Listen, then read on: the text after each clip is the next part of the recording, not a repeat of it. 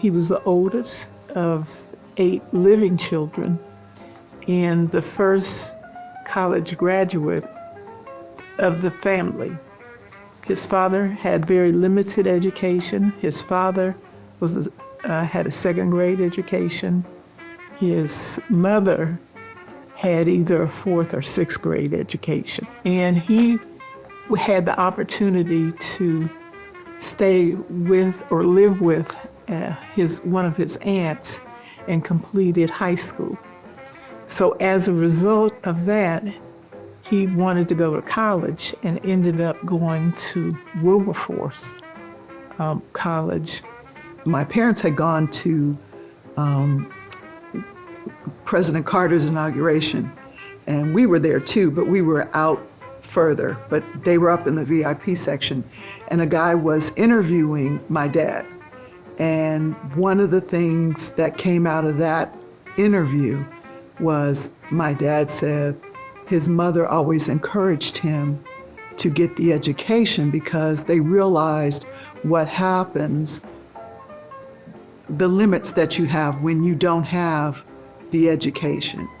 And so he always said he remembered his mother encouraging him to get the education because they can't take it from you.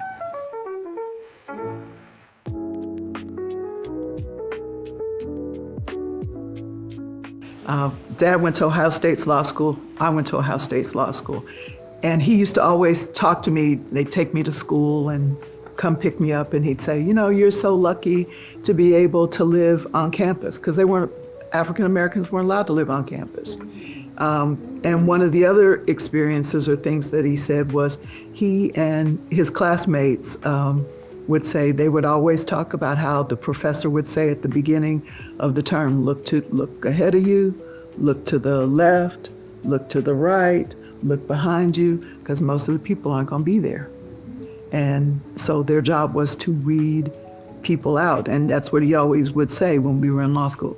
Keep studying, studying, studying. You've got to do this. They don't, people don't necessarily want you there.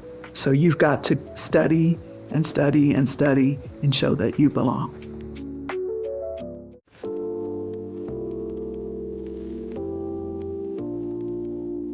Our dad said, just because I have achieved this educational status does not mean that we are going to act elitist. So what that meant was there were a lot of the upper class blacks would join certain organizations. Daddy said, no, we're not joining, but we lived in a working class neighborhood. When we were growing up, we lived at 104 Anna Street. The neighbors knew one another. I can remember one of the stories a family told in the neighborhood once I was born and it was determined they weren't going to have any more kids. My mother gave all of my baby clothes and furniture to another family who had a baby unexpected and weren't sure they were going to be able to have what they needed for them. So we looked out for each other. We cared for each other. One of the other things he did was he was a strong supporter of black businesses because every Saturday after he got off work, he would work a half a day on Saturdays. He would go to Jackie's Market on Broadway and he would always say, I'm going to buy at least $20 worth of, he would always buy meats and just various things there because he wanted to support Jackie's Market. And he did that, and he would tell other people.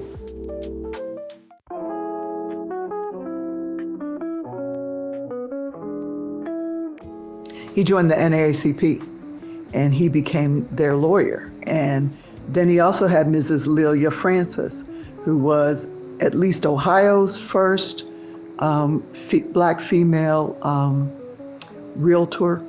And some research was done for the documentary on redlining that said she was probably the first in the country.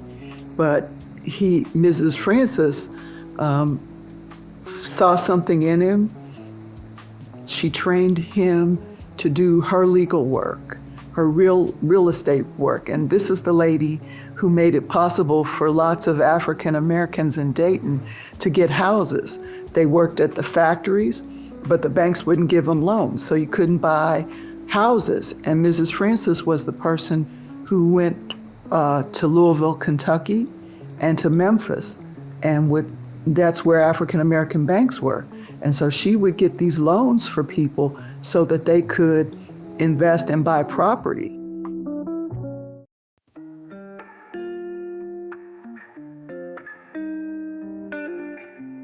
That in the 40s and 50s, whites feared the NAACP. And so that was considered a militant organization. So if you've got a lawyer who's being the mouthpiece for this organization, he's militant. And a lot of people were, again, that we talked about off camera, fear. People have fear because they don't know, or they fear that if Black people got in power, they might treat them the same way that they were treating Black people. So there's that fear going on. But Daddy had leadership. So then he's making a name for himself. He's in the community. He's helping people. Another thing that needs to be known is that he wasn't charging exorbitant prices as a lawyer. Other people were charging these prices. He was not doing that because he knew what it was like to grow up without money and that you may need help. So he was going to charge, he charged well below what other people were charging.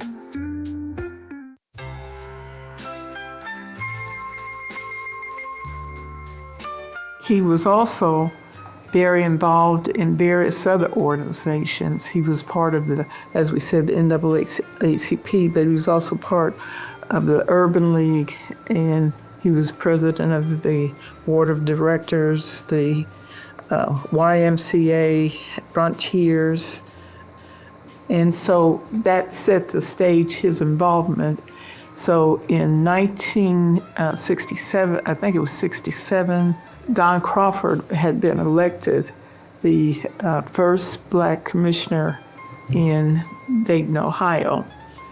Back then, the position of commissioner and mayor was more a ceremonial type situation, and the salaries reflected that of those in 1913. And so Don Crawford decided that he was going to resign, and they created a position of the first clerk of Dayton for him. So because of his involvement with the various organizations, he was appointed as the commissioner. So he was the second Black commissioner. Dave Hall, who was the mayor at that time, and so what Dave, and that was Tony Hall's father. So there's generational connection right there. And so he, normally what they would do is appoint from within. That was the way the charter was set up. And so he had the most seniority, but he did not get the position initially. It took several, was it weeks or months? Months. It went from like late February to July. What ended up happening was that the remaining commissioners finally agreed that he should be appointed mayor. And so that's how he got appointed mayor.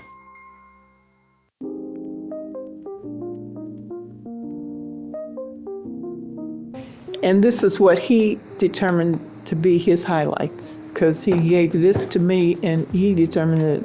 And one of them was the closeout of the model cities. And then it was the implementation of the priority boards, which they used to have. And then revitalization of the downtown courthouse square, the Meade headquarters, that was a big thing back in the day, the arcade, and other projects like that. He worked on neighborhood revitalization projects in Inner West, Five Points and the Kiwi, Harshman districts, and he worked with the League of Cities. He was way up in League of Cities. He worked his way up because he'd go to the conferences, and he was known as somebody who would have a moderating and be willing to compromise to get something done. All of the cities in the United States. And it's like a conference of these cities. And then he was also high up in conference of mayors. So he would go to those conventions. And so what the League of Cities does is to try to talk about ways to improve city life, city government. And so he was involved in that. Sister cities. While he was there, we had Augsburg, Germany. We also, I think, Owiso, Japan. We also had Monrovia, Liberia. One of the highlights, I would say, is he was the only mayor thus far who had 3 dinners at the White House under Nixon, Ford, and I think Carter. And he was supposed to have it under Reagan, but my mother was sick, so it would have been 4, so he had to decline. Last year, which would be in 2023, I went to Johannesburg, South Africa to represent my dad, and Dayton, Ohio was one of the first 5 cities in the United States to have a sister city relationship with a city in Africa.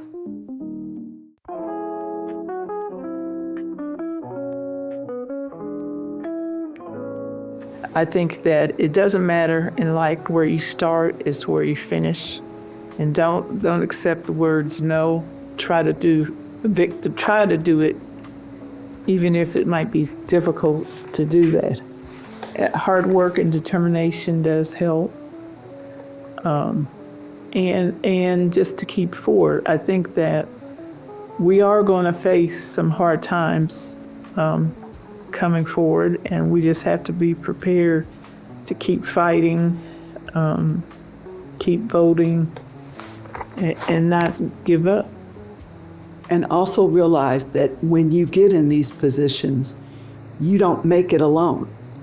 You stand on the shoulders of many people who had the same ideas that you did, but they failed not because they were dumb, not because they had a lack of understanding, but because the times were not ready for them. And that when you do, you don't do it for the glory, number one. Because there are too many times when people are telling you, Daddy used to say, if you want your pedigree read for free, run for office. And that is true. People are going to tell you about yourself. They're going to make up stuff. They will tell you to your face lies. And you have to be able to overlook it and keep focused on what you want to do. You want to be of service. You want to make the world better. You want to bring people along with you. And if you're doing those things, then what the others say, isn't as important. And I think one of the things that people have to understand is a leader has a vision that we ordinary people may not understand. And part of the thing about being a leader is you sometimes have to take a stand that may be unpopular because people fear it. And you have to take that stand, and then you have to bring people along so that they understand what you were trying to do. And then they can see the vision you had. And that's difficult sometimes. I think it's a message of hope that you need to have a vision of what you want to do or what status in life you have. You got to have a vision about where you want to go. It deals with something inside you. The outside trappings of the designer clothes and the shoes that are so expensive, those things wear away. But what's important and what will carry you through are the values. And learning that sometimes it's about endurance. being able to stay the course of your vision, even though people are telling you you're not going to be successful. You have to just be determined that I'm still going to do this because I can do it. And surround yourself with people who will help you be the best that you can be and tell you no when you're wrong.